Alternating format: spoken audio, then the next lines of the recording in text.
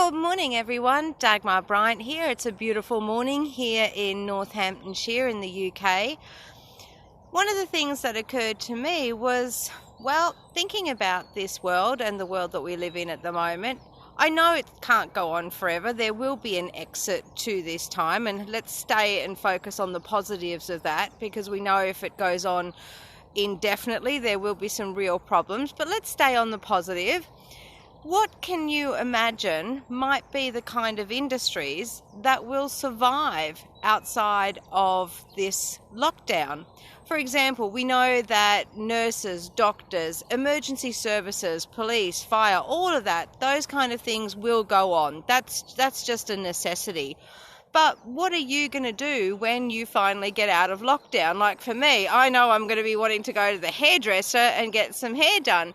But what about other things? We've all gotten so used to going outside to get exercise. We're being told to exercise inside, so more stuff is going on YouTube. Is there even going to be a need for a gym? So that kind of thing. Let's hear your thoughts. What kind of things can you imagine will go on, and what kind of things won't go on? I would imagine that people will want, like me, to go to the hairdresser and get their hair done. But are you going to be bothered to do your own nails if you've been doing them at home for the last few months or whatever?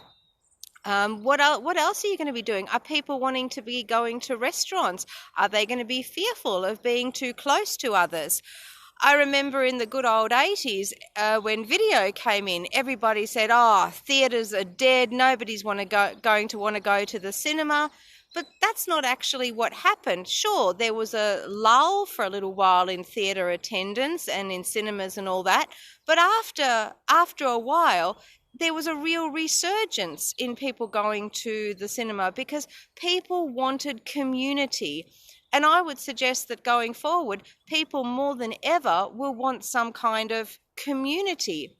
Now, I remember going and visiting my family in Munich. That was back in 2009, this story relates to, and it was about going to beer garden. And one of the things that you're allowed to do in Germany is you're allowed to get yourself a place at a table, and you're allowed to bring your own food, and you order a beer. Mind you, one beer is a Stein, and it's a big one, and it's a full litre.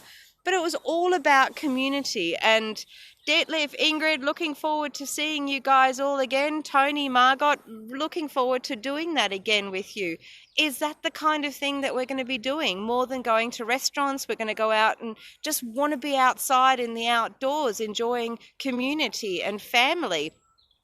Love to hear your thoughts. Would love you to put some comments down below. Tell me what you think will continue in terms of the kind of industries, and what kind of industries you think will become obsolete.